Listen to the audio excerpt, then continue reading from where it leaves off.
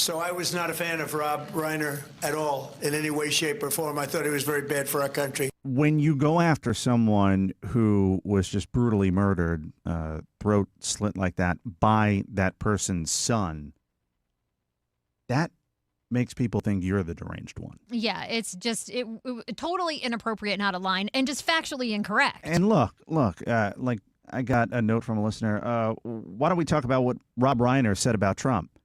It doesn't matter.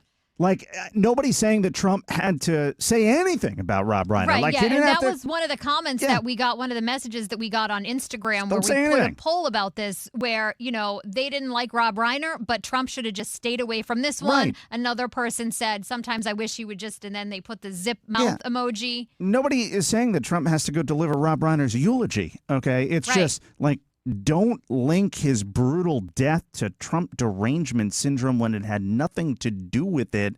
And just, back to that old saying, if you don't have something nice to say, then don't say anything at all. Can we get back to that in this country? Right. It would be a much better place. Well, and remember, we commented on the fact that when Dick Cheney died, Trump didn't say anything. And we thought it was odd that he was so silent about it, but he made the right call in that, that situation. He didn't say anything. Right. I can understand why Trump would be unhappy with Rob Reiner. Rob Reiner was very critical of him. Yeah. Okay, well, just, don't say anything in the aftermath of his brutal death. Right, exactly.